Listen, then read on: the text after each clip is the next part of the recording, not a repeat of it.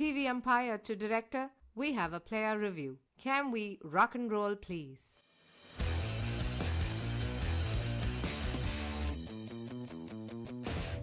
Hello and welcome to Bits and Pieces, the Friendless Cricket Podcast. This is Max, and this has been a really interesting week in the world of cricket. We are a cricket podcast, at least we pretend to be one, so we will attempt to talk about it. This is the week generally when players are on their edge, at least players who are part of the greatest show on earth. The remaining just sit at home and watch the telly and cry about their fate. For two reasons. Players who are in teams that are making the playoffs, are trying to do their best to get the teams into the playoffs. And players in teams with an E are trying to get their rates up on the retention window. Right? So with retention coming up, there's players trying to perform, all of that. So generally, this is supposed to be, historically at least, this is supposed to be the most fun week in the IPL because there is teams that are making their last minute moves. There are teams that are screwing up royally. But this week has been rather interesting because we've all been screwed by the weather. A lot of games ended up as damp squibs. Some games, even though they got played, still were damp squibs. And here we are, talk about that. We have a full house. Which is rather rare. Especially there is no celebrity guest unless you count me as one. But let's kick off with the panel or the manel as we have here. First is my very, very dear friend, sole reason why a certain franchise has found itself out of the playoffs, despite being part of the playoffs of almost every other season barring one. The most gentle person you would meet. Please welcome iPad 2. Someone who even Harsha Bogle was in awe of as a young boy has metamorphized and become this insanely irritating person who keeps predicting things despite people begging him and egging him to not do so. And every single day he will come and put genius things like CSK has got this, CSK is going to win the trophy. And now where is CSK? Sitting at home selling strawberries for $5, 5 rupees a dozen. Varun Murali, welcome to the pod, gentlemen. So nice to see you. No better way to start my Sunday morning than see your bright, smiling face. Are you wearing my t-shirt from 2008 RCB? What is this one? No, this is like a training kit from 2 years back, basically. Wow. RCB has a training kit, ladies and gentlemen. Yes. This is breaking Yes. news that we just found out on the spot. And there's only one person who can buy it. No, I'm not talking about Samir Mohan. This is Varun Murali. Welcome to the pod. Speaking of which, though he's not on the pod, I'm still going to make a reference.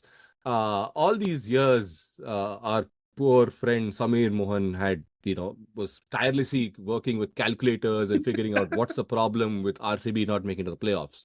We found out this year he wore a CSK jersey and attended a CSK game. And guess what happened? At the most opportune moment, with 11 required in 5 balls, one team screwed up and did not make the playoffs. Yes, I'm in a very happy mood this Sunday morning. Next on the pod is the most gentle person I have probably met in my entire existence on this planet. Easily the sweetest person on our panel. Of all the people that have been on this show in over 2 years, someone who it's insanely impossible to get pissed off with, despite whatever comments he makes. The exact opposite of Varun Murali, Tareque Laskar. Welcome to the pod. Thanks, Max. That was very kind, but I think I'm going to be making some controversial statements today. So let's see. Let's see how it holds up. Wow. You are the only RCB supporter I can tolerate in life. So that is high praise coming from me. Then we have someone who is also responsible for RCB winning. At least I may think it is. Because he told me that it was going to rain and the rain was not going to relent and not stop. But the moment he typed those magical words, the rain at Chinnaswamy stopped and shifted to Indiranagar, or I'm supposed to believe. Yet, The second most sexiest man alive from the princely state of Palakkad is here. So, PGK, please welcome to the pod. Thank you. Let me just say that I could hear the cheers from Chinnaswamy all the way in Indiranagar last night. So, which basically sunk my heart. As the only resident Bangalorean who's not supporting RCB, I was like, okay, sad. And then, and how I just realized this is becoming, I don't know how this has manifested, but everyone on this pod now is on the other side of CSK. And no greater person than the biggest hater of the franchise. Even more so because it is the New Zealand players' employment scheme. And since that becoming his favorite team, even more reason for him to hate the franchise. And suddenly, I just realized what stupidity I walked into. But Tony Sebastian, please welcome to the pod. Hello. I feel like PGK is going to extend his solidarity to you because he walked into one of these episodes in which we did an Ashna cage match without realizing it was 1v5. So yeah. No. A cage match is when both people don't have weapons and it's an equal footing. This is like, group assault. Okay. So that didn't apply. But although I will just say one last thing, which is that yesterday, for the first time, my wife actually walks into the room and asks, is there a match going on? Because till now, nobody was shouting RCB around us. But just yesterday, after 1 month into the IPL, 1.5 months later, people are screaming RCB. That is when she found out that the IPL is actually happening. Otherwise, she had no idea. And I was like, yes, now finally the IPL is on. So we can tell you. Last but not the least, someone who over the past few months I've begun to hate with every fiber of my body for his insane talents in voicing celebrities from all over the world, dead or alive, taking this podcast to great heights where celebrities are now recommending us and have started following, which means we have to be more responsible, unfortunately. This will not be that episode because I am on this episode. But my fellow CSK supporter, who I think has also switched loyalties because he doesn't seem to have any of the feelings that I have. He slept well, he looks refreshed, and he looks like he's just finished one huge bowl of pakodas with his chai. Prashant DP, welcome to the pod. Thanks, Da. Pleasure to be here and looking forward. Looking forward to mauling me. Yes, I know. Yes. Please complete the sentence. Oh, man. So let's talk about what everyone wants to talk about. Why did LSG not make the playoffs?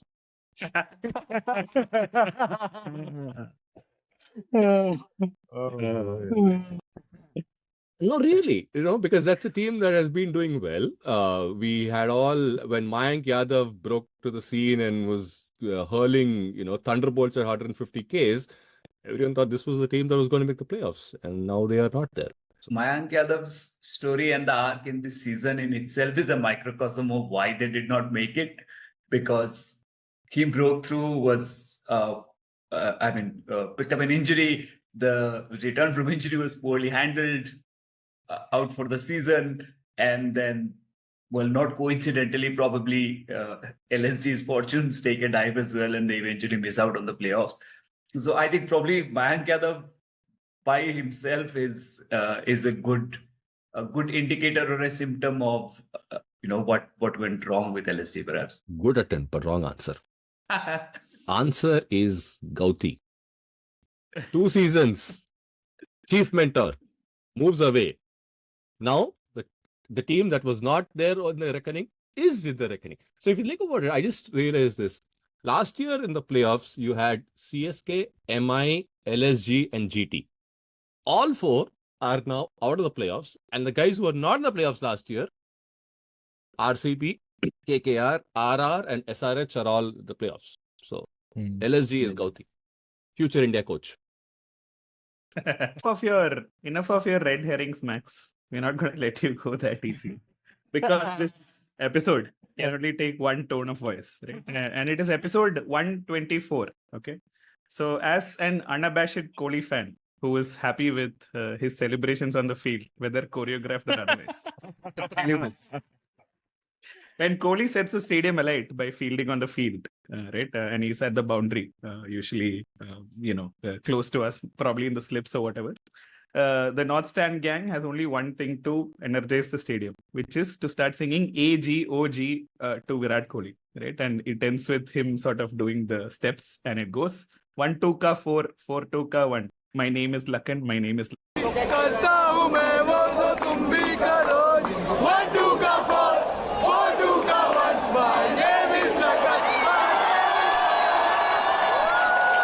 This is the episode 1 2 ka 4, guys. 1 2 4. Let's talk about Kohli celebration. 1 2 ka 4 adds up to 7. I was about to say exactly that. Kohli celebrations. Yeah, we should talk about Kohli celebrations. I mean, he was mouthing off FMCG in that game, right? Poor chap. 20-year-old guy breaks into the scene, sets the IPL on fire, definitely on the retention window for DC. And then he gets out to a very innocuous, it's an unfortunate run out. And then Kohli starts screaming and goes and hugs Lockie Ferguson of all people. I don't know why. Maybe because he was the tallest person and he could climb onto him, but I actually think that all of this, analysis, paralysis of Kohli celebrations and all is like vastly overdone. Kohli himself does not know what he's doing in the moment. He's just like randomly yelling at people, running, jumping. He has told this later in interviews also. Like even looking at it later is very embarrassing. So that's what I'm saying. Whether it is, Sky, whether it is FMCG, whether it is some other kid, whether it is even Sunil Gavaskar. I'm sure he's forgotten by now, the next day also. Did I say something about Sunil Gavaskar in that interview? I'm not so sure. He just gets up and tries to just create tension and fight and conflict so that it pumps him up and he forgets about it. Boss, same thing Goenka does, you guys have a problem with. Yeah. Bloody hypocrites, all of you. What and all he has to do after, he has to call him home, arrange for photographer, arrange for dinner, awkwardly hug him with one arm distance between the two of them and all. Yeah. No, but don't you think that Sunil Gavaskar has a huge contribution to Virat Kohli's turn in the last 5 games? Amu will ask you what turned. He's been playing the same way ever since. And he's basically sealed the orange cap in a spot in the knockouts. Vamu, let us hear it. As a supporter of underdogs all your life, who would have probably supported Leeds United if it wasn't for Liverpool. How does it feel for RCB to finally deliver a clutch performance, win 6 on the bounce and knock reigning champion CSK out in the middle of rains? Let's hear it. It was an unbelievable performance. I think the conditions were against RCB yesterday. The one guy who I was very surprised at how happy he was Dinesh Karthik of all people. Kind of felt like DK was just turning up last season of the IPL.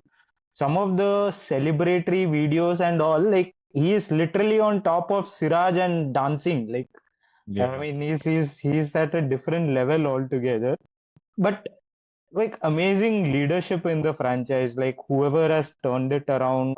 I've been critical of Faf all season, but I will have to take it back. I think a lot of it has to be driven by the captain, just the way they have turned it around. Great contrast also If you yesterday. turn around FAF, it is still FAF only. FAF. This is one of those. Stop faffing around and let him talk. No, this is a So- plug to leftover lasagna. You guys think? So earlier in the season, I remember, I think when RCB were batting first against Rajasthan Royals, and that was one game after which we came down very heavily on Kohli, where they finished with like 184 for 3 or something like that. And like Faf had mentioned post match that we thought it was a 180, 190 kind of a wicket, and we played for it. Yesterday, I think Faf again made the point that like we felt it was a 140, 150 kind of a wicket when it was turning square, but still they like went for it like full hog. So I think that really is kind of epitomizes the mindset shift. I am thrilled for Kohli, to be honest. I've been critical of his T20 performances. I think this is like you can see greatness seeping through just the way he is. Just turned his game around completely. I mean, his batting yesterday against Santner and Jadeja was just out of this world. Like, I have not seen Kohli bat that way ever. He was pumped up for sure, but the amount of risk taking that he was doing on that wicket, it was just mind boggling. So kudos to them. I still don't think this is a bowling attack that will go all the way. Maxwell, I don't think is in any kind of form right now. RCB have been lucky in the last 4-5 games that all their batsmen have scored runs in every game basically. So be it Kohli, be it Faf, be it Patidar, be it Green, that's not going to last in a T20 format. I think it will run out some point of time, but amazing streak, all said and done.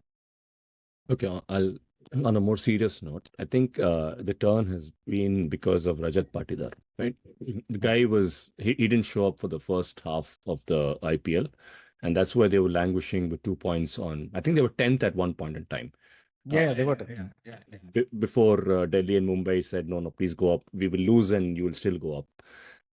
But I think that's where, and even Kohli, I think his strike rate dipping in the middle overs and all that also was because of the fact that there was nothing to come after that. Maxwell wasn't giving them anything. Patidar wasn't giving them anything. Then you had Lom Roar, and nothing was going to come until the 18th over when DK comes and gets 10 balls.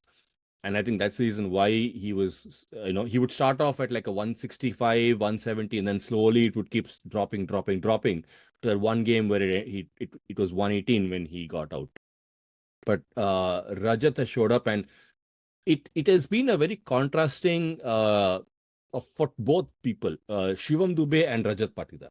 Right? The way Shivam Dube was hitting spinners in the first half of the IPL and what ended up in his India call is exact way how Rajat has been hitting spinners and bashing everyone in there. And both of them, remember, they play that exact same spot, that 3-4 spot. And that is what has changed for them. And rightly for yesterday for CSK, Shivam Dube, was he even there? Yes, he was. It was painful. Everyone remembers. Oh, it was a very painful innings. How painful it was. The 15 balls that he had. In fact, had he gotten out for 0, it would have been actually fine. There was enough batting there. And Actually, he took down Ravindra. He took down Ravindra. Yeah. He took down Rachin Ravindra. 15 balls. And that was man of the match, player of the match for Bangalore there. Someone not on the Bangalore squad. Those two people, that's how it has been. Rajat and Shivam, they've been like this waxing moon before and after the the full moon, and that's how they've been. And I think that has changed Bangalore for me. Tony, you agree? I am more interested in sillier narratives, man. Basically, yesterday was a clash between the ticket collector and the ticket booker. Vamu, I think it was you who told us that DK had booked 26 tickets or something in Chinnaswamy because he thought it was going to be his last ever match. Instead, can we finally consign Dhoni to Strawberry Fields forever? Is this where it is going? DK his commentary will have to wait for a little while longer. What's your PDP? Yeah. Have we seen the last of Tala? Of course, sir. Of course.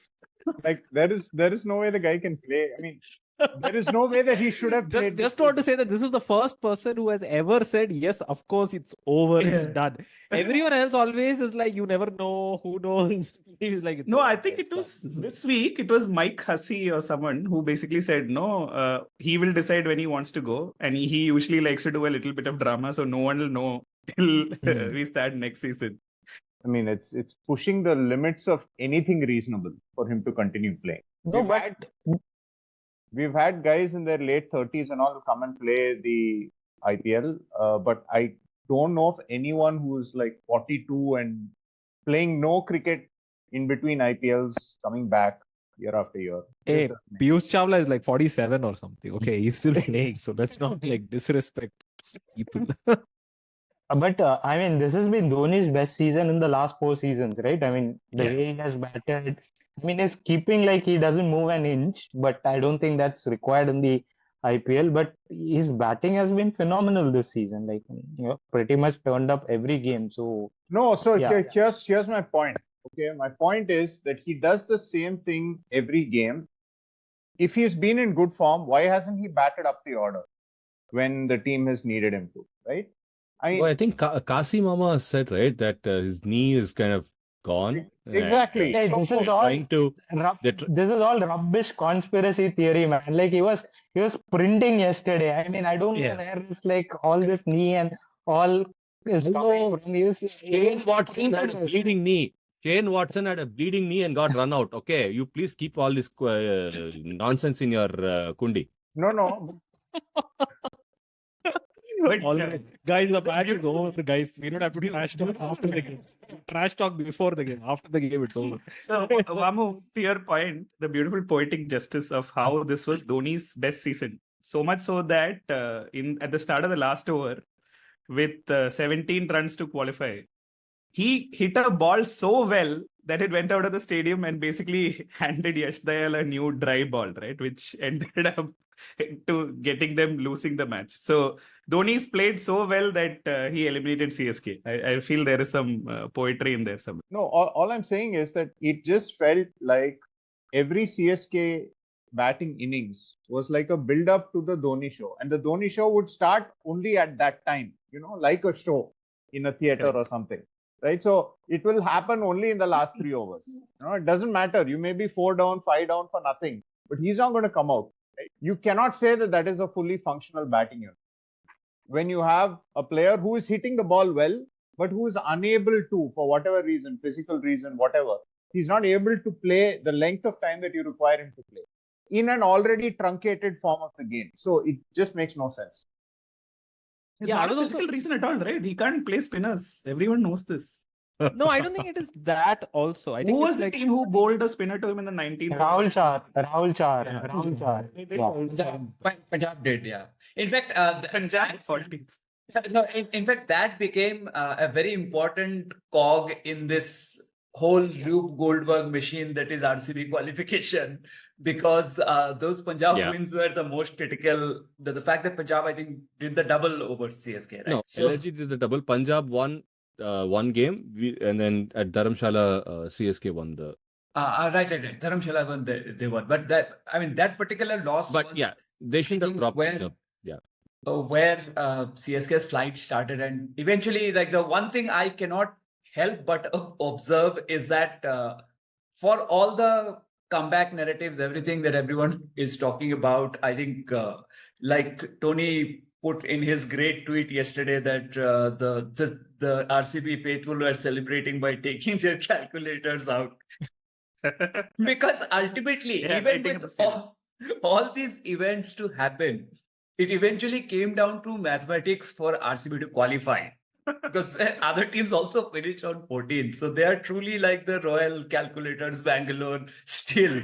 And that does not surprise me one bit, because seeds of this were sown in 1985 when Texas Instruments, a company known for calculators, decided to start their innovation center in Bangalore. fun. I only have one point to say about the Dhoni thing, which is that I think CSK supporters and their obsession for Dhoni coming out like this thing at a certain time is also blinding them to the fact that they're not able to see the weaknesses of that. Because yesterday, for instance, there was a complete string of unbroken left-handers who had to come in. Not one right-hander. There is a right-hander who can walk in, and that is Dhoni, but he could not walk in, or he didn't walk in. Right? The other thing that kind of sent CSK off balance was losing Patirana. He was so important for them, and he had been bowling so well. I mean, it's been a joy to watch him this tournament, in much the same way that it was a joy to watch Bumrah. Also the fizz, man. Yeah, the fizz also, exactly. Right? So and that's what I'm saying. See, CSK even being in the hunt for this long is actually not. Both the teams who played yesterday, right, had no business being in the hunt for the playoffs.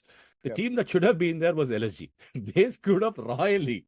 LSG is the team that should have been 4, and this should have been a moot point. This game should have been like a benefit series game for DK and Dhoni. Both of them, playing the last game and hugging each other out, like, this is like the Owen Bret Hart and these guys hugging it out kind of a game it should have been. But LSG screwed up so badly that one team which cannot even put 4 overseas players on the in the playing 11, that is CSK, and then this other team which has to have all these guys have to lose. DC has to go spring a win. LSG has to lose. SRS has to give LSG a absolute mauling. Remember, LSG is not there because that 10 over chase by Correct. SRH. Right? SRH. All of the Destroyed their things run have rate. happened. Yeah. For RCB has not come to the playoffs. All of these teams have push. This is like the Bahubali where the Rajamata puts the baby on and takes him over, because that is what has happened here. That hand is all the other teams taking RCB and saying, "You go, man, you go. Fizz, you go play one stupid Zimbabwe series. Matisha, you go home. Moin Ali, you go away. Deepak, you too never will play one full season. No, chalega, you go sit. Everyone will sit." And then somehow they are still number 4 as of yesterday. That itself was a huge thing. No, So- actually, if you look at the table, right, you look at all the teams above CSK. CSK has actually beaten them. So they've beaten SRH, they've beaten CSK. They, what? They have. Moral winners. So Sorry. Moral wins. What? CSK is the ultimate winner. No, my point. My only point is I'm actually amplifying what Max is saying, that the team that is left at the end of the tournament is a shadow of the team that began the tournament. Yeah, but you knew. Wait, first of all, like all this NRR and all fine. Also, like Max, mathematically, that 10 over defeat didn't put LSG down. They're at minus 0.7 or something. Even if they took it to 20 overs, they'd still have been out. The point they had is two that losses. CSK They had the KKR faith loss. in. They had the KKR loss. Of and course, this everyone thing. had losses, dude. Like no, some but teams You're talking had about those are losses. massive losses. Fair. Those are They're massive run losses. rate. My point is different, that CSK had their fate in their own hands yesterday, unlike anyone, even Of RCB course. for that matter. Okay. CSK won the toss and they opted to field, right? Which means they knew exactly what to do in how many overs. They didn't even have to win, right? No, So I don't think there's any point ascribing this to any other team. CSK has lost and I can't be happier, because what a shit team. What a shit set of fans. You won so much for absolutely no reason over the years. And can I just say, I am so happy to witness this. With Dhoni there in the last over. You can leading say 11 anything you five. want about CSK. Don't say anything about their fans because RCB is here. Okay. No, I refuse to take anyone abuse CSK fans when RCB fans are here. How can you do it? I don't understand. That's my only protest. My- Rest of it is fine. I'll also push back slightly on this fact that Patirana and Fizz weren't there. And this is something that's surprised me about all the teams this IPL. Historically, when like players have been unavailable, like they have been injured, etc., we have usually seen teams call for replacements or reinforcements. But this season, for some reason, like no team has done that. I don't know whether it's the overhang of the World T20 or it's something to do with the fact that there is a mega auction coming up and like there's some permutation combination around it, etc. But it's just like funny that no team is calling up replacements for critical players, basically. I find that staggering. Patirana left the tournament like a good 10 days back, right? There was time to call in a replacement.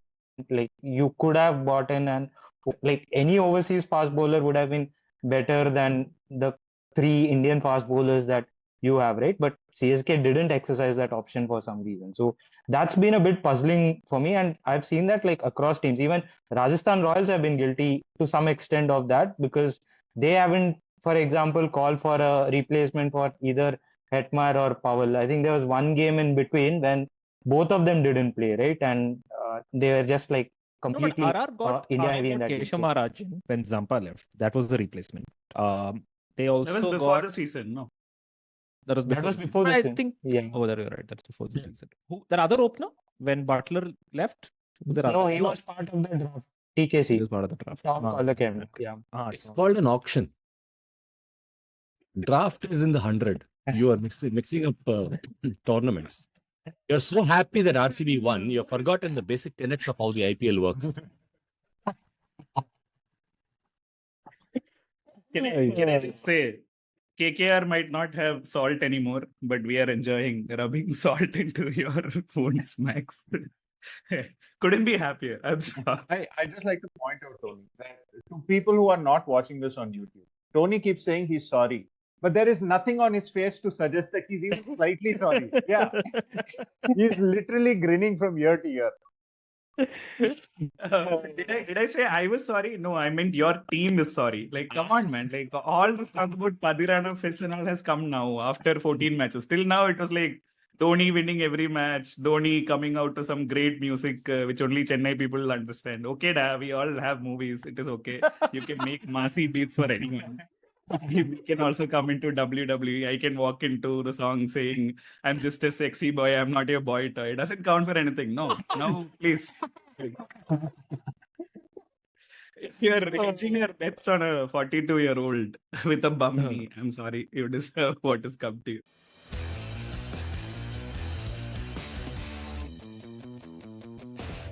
But Vamu, since we didn't cover this last week, what was RR doing with that team against CSK? No, just stop For the question. the first What has time. he been doing? Yeah. No need Yeah, to qualify and all. We have been discussing all of this. We are just so lucky, like RR supporters, that it's only 14 matches. If it was 16 or 17 matches, they would also be eliminated by now. Finally, it's like 14. Oh, it's over. They don't have to play anymore. Oh God, thank God, it's over. So that is speaking RR. of which, RR is going to be playing KKR in a couple of hours, and Yeah. I mean, by the time everyone's listening to this podcast, the game would have been done. But if RR lose one more, which I think they would probably actually go down the ranking. They would end Yes, up at they will probably play If RCB. Hyderabad in a win direct today knockout. and RR lose, then It's a direct knockout against RCB. it'll be a knockout. So then they have a chance to lose 7 on the bounce and be out of the tournament. And a team that can and win RCB 7 have a chance to on win the 7 bounce.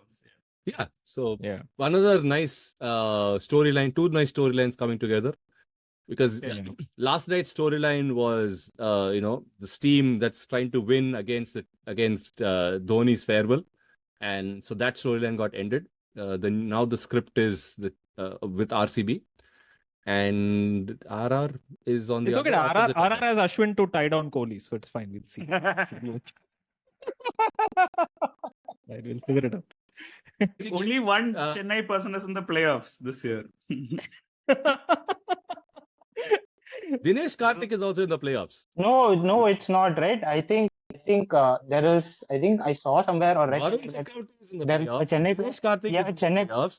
Ravi Ashwin is in the playoffs. What are you talking about? Nattu is also there. So you have like a Chennai player lifting the IPL trophy in Chennai. Come what may. Nattu is not Chennai. Nattu is Chinnapampatti. Please. Yeah. Harsha Bogle didn't pronounce this 17 times for you to forget this. This is like what I said yesterday. Yesterday, out of both the teams that were playing in the Chinnaswamy, the New Zealander is the only guy who can speak Kannada. Okay, so he was...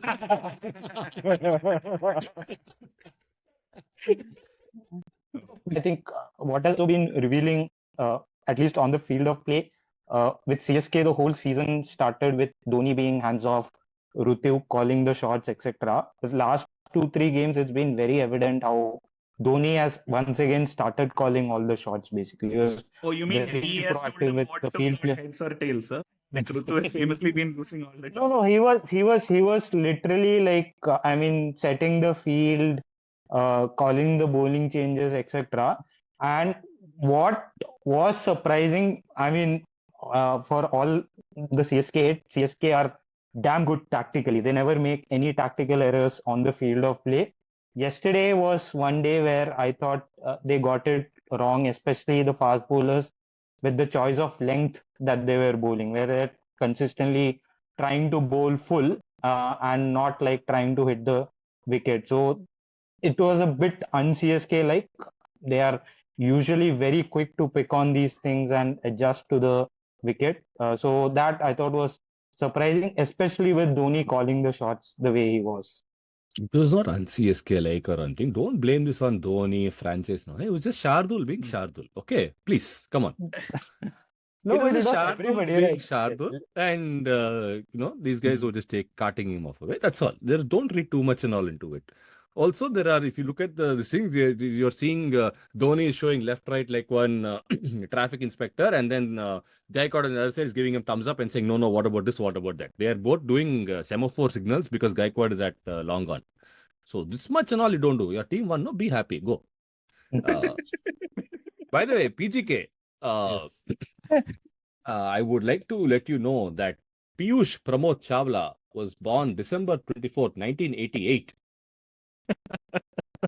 So this is awesome. So we all just get to pick birthdays. I mean, that's just awesome.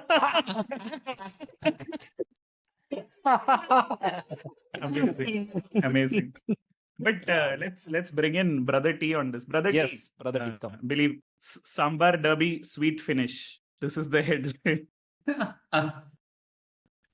How has it been for you? What is the RCB fans' journey been like this season? No, so the RCB fans' journey can only be. I was trying to think of like parallels to that. Partially, it's been like what happened to Argentina in the 2022 Football World Cup, because they also lost the opener, had to win 6 on the bounce to win the title.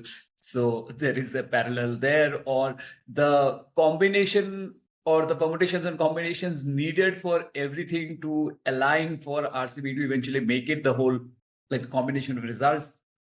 That probably reminds you of a World Cup 92 and what was happening to Pakistan and what they needed to happen. There are 2 moments that stood out to me as a fan, because this was a season that even the most hardened fan, I think, really got their faith tested in terms of how far can you stand with this team.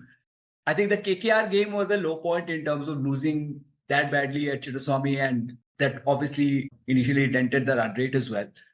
But the exact opposite of that, and again, a loss, but something which in hindsight now seems to be very critical to the eventual result, was the game against SRH, which again had immense potential to be a meme game because they had put some 280 odd up, and yet RCB lost only by what, 50 runs? I forget the exact margin.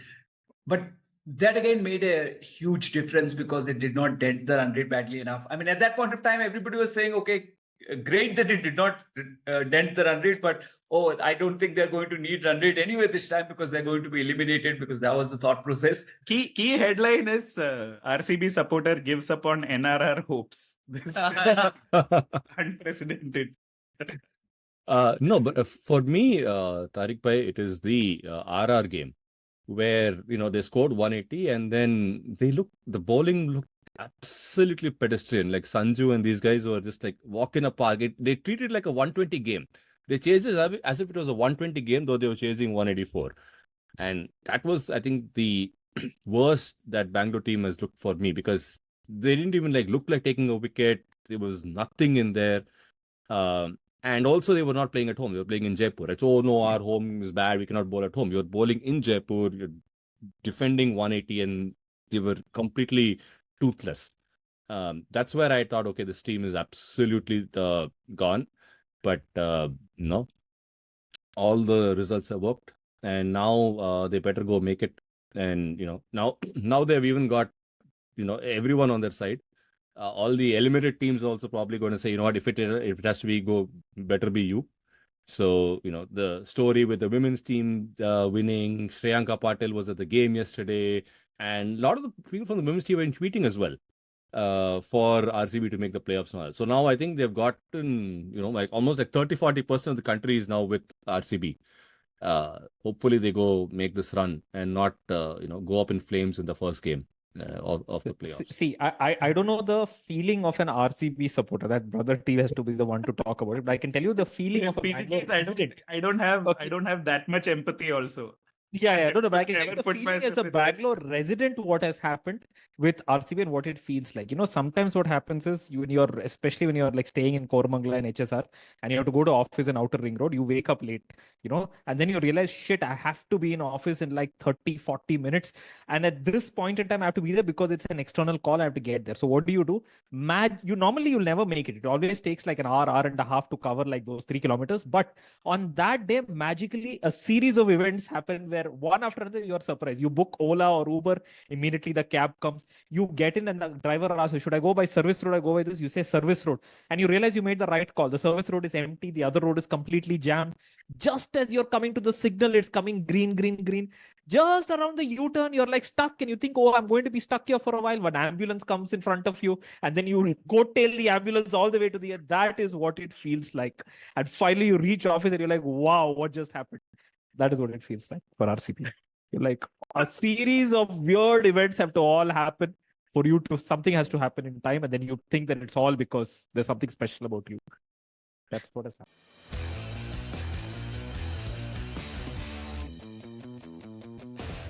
Do you know that RCB have actually created an app for players to log in and check their performances? Bangalore, I'm not surprised. Very big Bangalore, yes. Isn't that what a coach is called? No, the app will actually now apply to be Pakistan's coach in the next. Why do you need a coach? Here, take the app. That is the app ka Series B funding ka plan. Yeah. I think this is a good segue into Indian coach selection. No? Yes, who all have applied? Please put your hands up on this. I think everyone on this podcast has applied. It's a great Google form. But now I have a worry. Is that form legitimate, or is someone just created a form to farm email addresses? Because my email also has gone now into that form. Oh, some startup has done some growth marketing hack. I love it. Yeah, maybe someone just put a form out there. It took whatever was in that PDF that BCC had put out and made a Google form. And you know how virality is on the internet, right? So maybe it was a way to farm email addresses. But all our email addresses are there, gentlemen. When someone said form is temporary, class is permanent, this is not what BCCA should have taken from it. How can you have applications on a Google form, guys? Come on. Why you want them to put LinkedIn now? What? Then all players, these guys need to have LinkedIn profiles first. Can you imagine how Gautam Gambhir's LinkedIn profile would be? That's exactly what I was going to say. Like, they put a Google form, they looked at the applicants, and then they decided to call Gautam Gambhir. Hey, are you coming watching? It's fine. Some guy called Mayur has applied. Oh, come down. From US to be the Zoom coach. I've applied to be the Zoom coach from US. So they said, okay, let us call Gautam. For Like how BCCI operates. Like they would put out a form, they will ask for people to apply, and then people who have not applied, they themselves will call their lackeys to put out feelers. Say, it will be nice if Stephen Fleming applies. He has not applied. He has not told you he wants to apply. They are also not going to ask him to apply. It would be nice if he applies, so that he should get the message that they will feel nice if I apply. So, bhai ko pasand aayega, so then I will go and apply. And then they will have the opportunity to say, yeah, but not good enough. And people, I don't get this. Like, you want someone, you ask the person. Don't put out these things. Gautam Gambhir and Stephen Fleming don't have email IDs. They were not able to apply, basically. This is like people saying, oh, Dhoni does not have a phone number. Stephen Fleming does not have email ID. Guys, but Gauti as a coach would be fun. For whom, da? Yeah. For this podcast. For this podcast. I am You have going to guaranteed for the next, how many more weeks if Gauti is the coach for this podcast. The one content that is guaranteed is another Sharda Ugra story about how Indian cricket team got the orange uniform, which is definitely happening now if Gautam Gambhir becomes the coach. So the takeover is now getting deeper if you really think about it. That is the really worrying thing for me. So, yeah. Early call, if Gambhir were to be the coach, especially across formats, I think it would be disastrous for Indian cricket. I agree. Now that you have said, they'll probably win the World Cup, they'll win the BGT, they'll win the... Sweet words of Varun Murali have spoken, and he has said that Gautam Gambhir is going to be the death knell of Indian cricket, which means the exact opposite would happen. Just like how he said that CSK had enough to win the season. CSK have enough to win this game. CSK have taken enough wickets. CSK have enough batting left. And Hey, CSK Max, have done enough to stay at home. in my humble defense, I did say that RCB will make the playoffs. This is like Harsha Bhogle, who tweeted out saying, I had predicted 4 out of 8 who would have made. And the one that I missed is in 5th spot. Good. Because let us remind anyone who's forgotten, Mamu had made 2 predictions. Okay, there were 2. First one was RCB will make the playoffs. Second was Orange Cap will go to. Can you guess any? Can any of you guess who Vamu's pick was for the KL Orange Cap? Rahul. KL No. Rahul. Rachin, I don't I'm know. giving all of you No, two I'll guesses. tell you. It's this guy, DDP, Devdutt Padikkal. Was it? Devdutt Padikkal. See? Even Devdutt Padikkal's mom wouldn't have made this prediction. Poor chap played 3 games this IPL. I really feel bad for DDP, right? Of all the players in this IPL, you know, if you feel bad for someone, it's definitely DDP. First of all, he was part of this trade with RR. Had he not been part of the trade and been in a squad, at least he would have been, he could have been in a IPL winning squad. Which is No. Let's not get ahead of us. No jinxing on. The only thing he would have been on there, he'll be with Rajavadi or Ashwin in those reels. That's all. Okay. Let us not get ahead of ourselves. Okay. As the only other guy who can speak Tamil in the play, would have brought him. You also come. Ab Allah bol, Dalla bol. That's all. So no, but again, at the start of the season, right, the feeling was that Rahul would go down the order, similar to what his 50-over World Cup position was, and DDP would open. And that's why they got an opener. But then they played him again 1 down. They didn't play him, and poor chap. I think got 3 games, out of which 2 games he got out on 0. So his stock has completely fallen. I don't think he's going to be retained, and he's going to have a hard time in the auctions as well. So he got royally screwed by first his team that traded him out, and then by the team that bought him.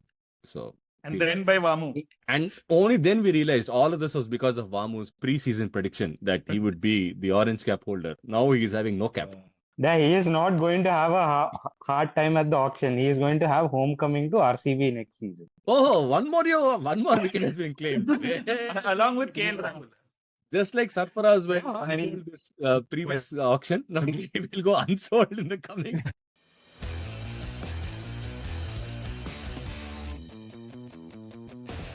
Since you mentioned 50-over World Cup, and since our last episode was with Sharda, I want to throw it to Prashant and Tareque on that wonderful piece by Sharda Ugra around the 50-over World Cup and the scenes that happened, and some respect for the players is how I see it. But for me, that whole World Cup itself was about Sharda's pieces, right? There was the other piece that she wrote before the World Cup about the BCCI and how, basically the tomato piece.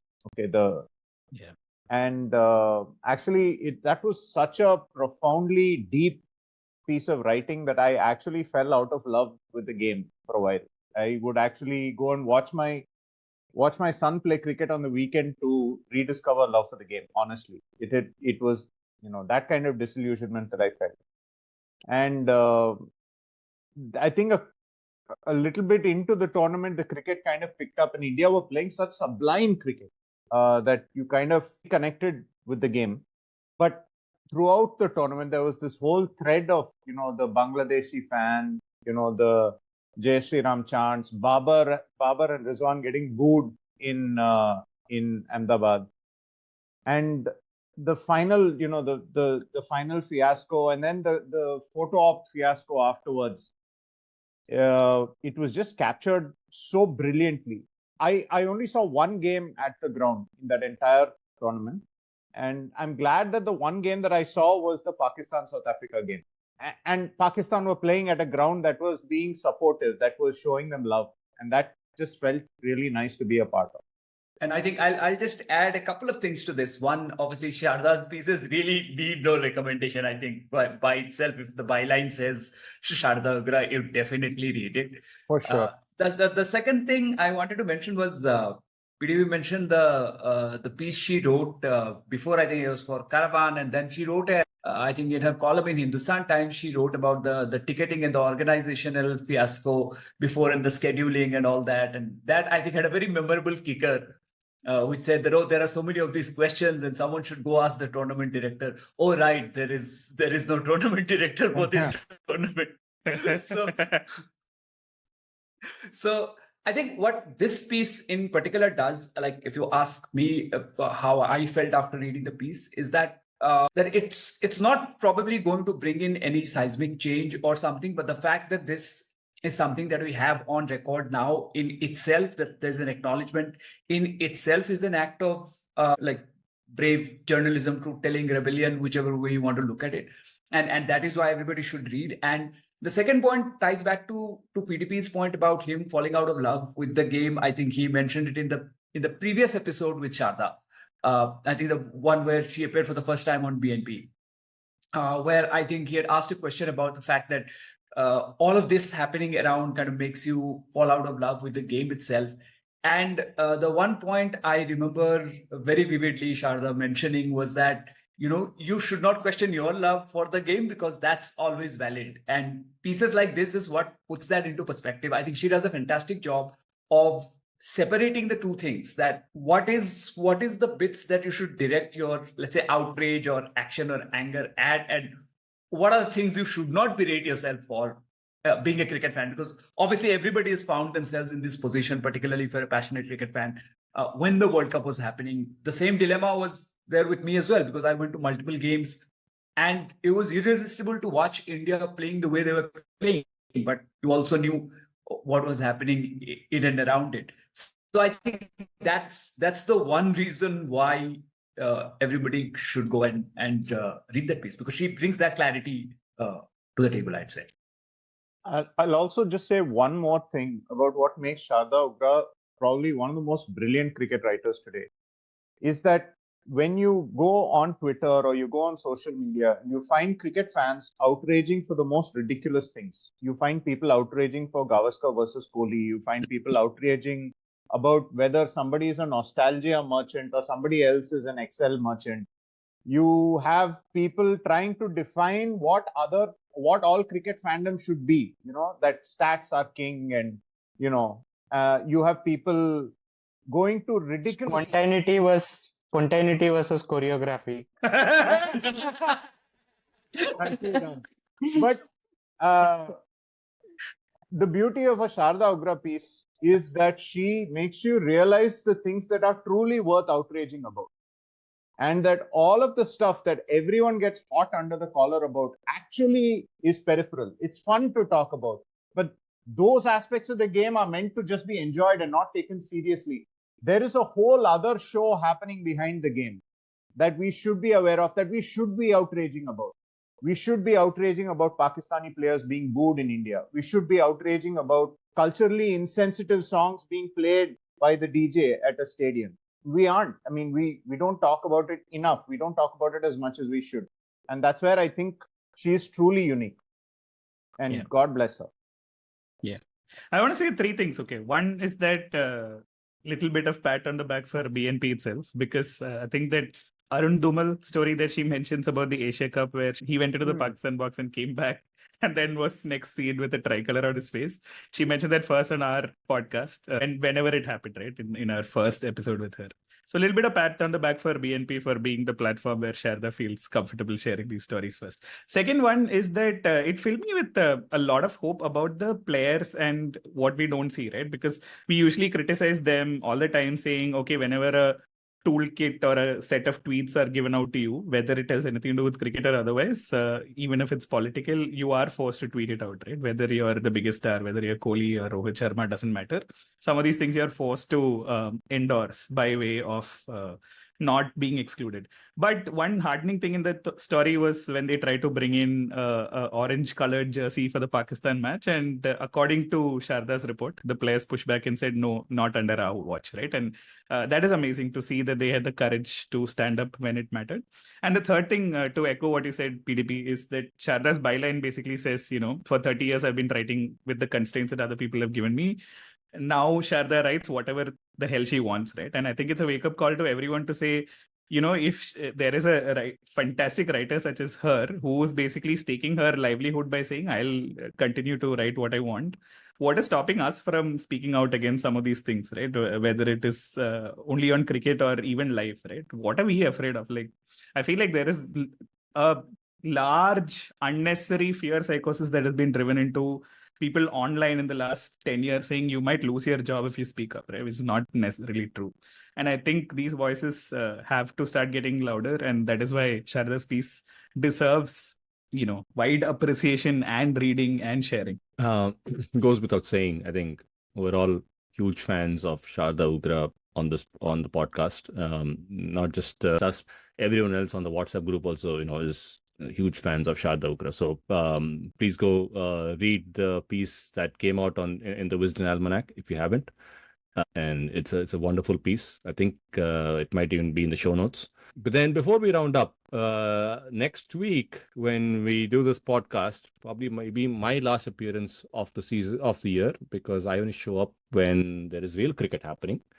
Following which, we have some stupid tournaments like a World Cup and a test series in Australia and some useless nonsense happening in between.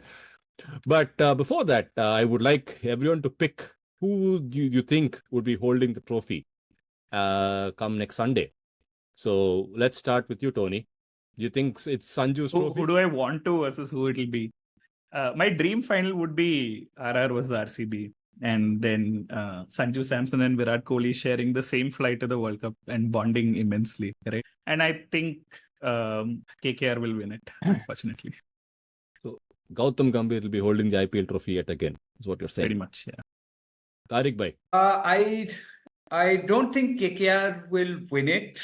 I still think RCB will find it tough. I mean, it would be quite miraculous. They would require a KKR of 2014 for this to happen, because they would beat those 9 consecutive wins, and somehow without the bowling not happening. I would give probably RR the shout out, because Tony has decided not to, or maybe not jinxing purposes. So why don't bring the jinx in? But I know they have not been great over the last 4 or 5 games, but this just might be the push they need to sort of turn up in the playoff phase and script a fairy tale like it is 2008 all over again. Hello, Echus. What has happened? One RR fan will tell, no, KKR will win, it seems. One RCB fan will come and say, no, RR will win, it seems. Useless fellows. PDP. No, it's okay, PDP. I'm going to say that Shreyas Iyer is most probably going to win. It's going to be holding the trophy. But for which team? What nonsense stuff. KKR is going to win this tournament, most probably. But obviously, I'd want RR to win. They're everyone's New Zealand basically in this tournament. Well played. Well done. Okay. That's that backhand jab, just as you're falling off the ropes. PGK. Yeah, I'll go because I can't go. Because anyway, Vamu will give a prediction. We'll know the answer, because obviously, whatever it does not that. So, no, I actually think that this is the Pat Cummins year. SRH is going to win the tournament. Travis Head Pat Cummins year for a few years now. Yeah, exactly. But that run is going to continue. Travis Head is going to maul everyone. It's just going to be another 2-3 games. Easily, I can see Travis Head do this. Kavya Maran will be running on the field. That will be the photo that will capture IPL 2024. This is the Hyderabad year. Vamu, now please give us the prediction that will ruin all predictions. Because the last 2 games are in Chennai, it's like very difficult to overlook KKR. But looks like weather may play a part in the coming week. So that's something that will be interesting to watch out Hey, you for. forget all that. You say a bloody team, man. We all started with the team. You say KKR, no. So we're all saying KKR, therefore definitely KKR is not winning. Well done, boys. Wait, Mayur didn't. Max didn't go. No, if CSK didn't make it, then I think it should be RCB. Kohli can get one. Okay. Finally, All of us get have your hands on some favorite. silverware. Because, yeah, I mean, who else? What better story would be? Of all the stories, I think the Pat Cummins Golden Slam story is probably there because the WTC, World Cup, Ashes, finally IPL, all the four greatest cricketing events in the universe. So, he can complete his Calendar Thanos slam. ring. So that is one story. And then 16 years of sitting by the sidelines and being the bridesmaid. Kohli finally getting his hands on silverware in a year where neither Mumbai nor Chennai are in the reckoning. So those two stories, I think meeting would be the best. Basically, everybody has ended up like jinxing one team each, basically. So Yeah. it will be fun to see. Yeah, But so it's certain like- certain jinxes are more powerful than others now. This is like the ending of a Harry Potter book that just fly around.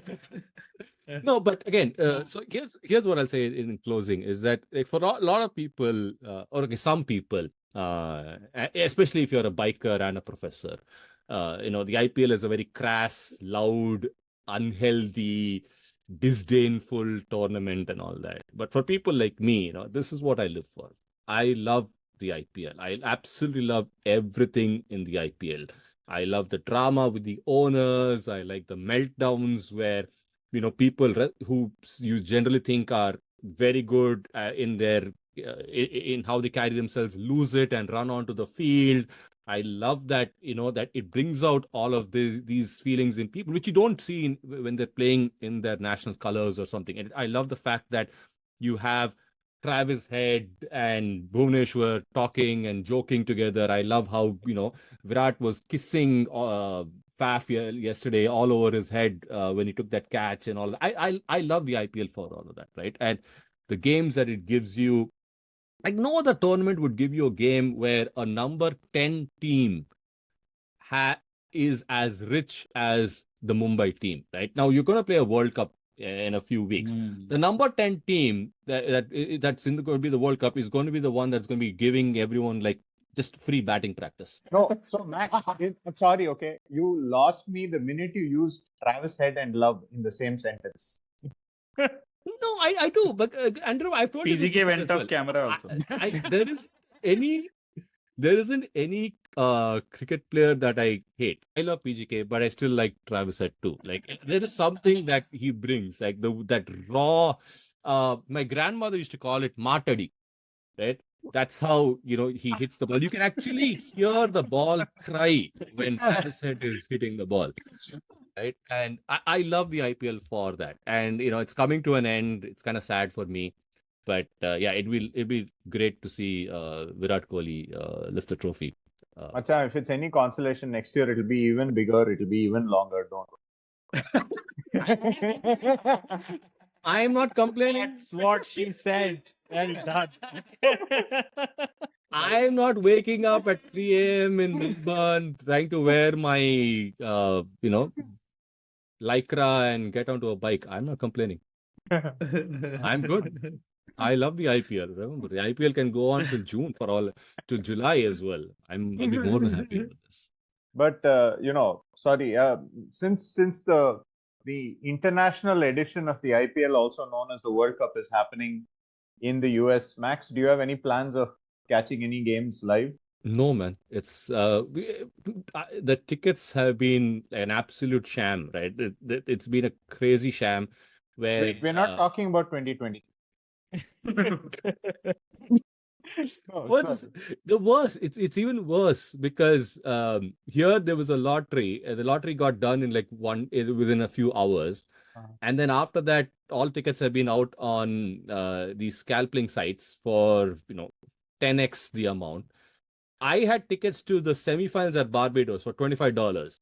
Unfortunately, my flight tickets to Barbados, involves like 3 hops. And that ended up being the same price as what it would take for me to watch a game in New York. But yeah, it's been well, the ground. I must tell you this: the ground where they're playing. I have a friend who plays in the New York, New Jersey League, and he said we don't use this game in for our playoffs. When they play the F40 league, for the playoffs they don't use that ground. They said it's not nice, and they are playing the India-Pakistan game on the ground. So, Well, I don't know what they've done, but they've gotten a new pitch and they put up these makeshift stands and all of that. So we'll see what happens. Hopefully there are no tornadoes, because that's that time of the year. Because there is absolutely no protection there for anyone. So I think one of them has taken apart the ground in Texas, the prairie Exactly. ground. I think. Yeah. Oh, That's- but that's- are that's they what I'm using saying. Texas instruments there to put the stadium together? But tell me, like, at least with Qatar, there was some, notion of why the FIFA World Cup was held there, and like allegations of, money and all of that. Who demanded a World Cup in US? Like, why is it happening so haphazardly? I didn't understand. Maybe there's a new Netflix documentary that's going to be shot during this World Cup, and just like Formula One, there might be a new World Cup documentary. Yeah, I hope so. who was the Sepp Blatter of Better. ICC? On that note, this is the Bits and Pieces podcast, the friendliest podcast on this side of the universe. You were listening to episode 124, which adds up to 7, the number that will no longer be worn by anyone at CSK. This is Max, along with Tariq, PGK, Tony, Bamu, and PDP signing off. Please give us a listen. Also, now we are on video on Spotify. So not just YouTube, you can also watch us on video on Spotify. Our bright, smiling faces, especially Tony's face, who's smiling enough for all 5 of us. You can come watch us on Spotify, leave us a review, give us ratings on iTunes and everywhere you can. We're also on X at BNP Twitter. So please bring in your feedback and let us know what you think about it.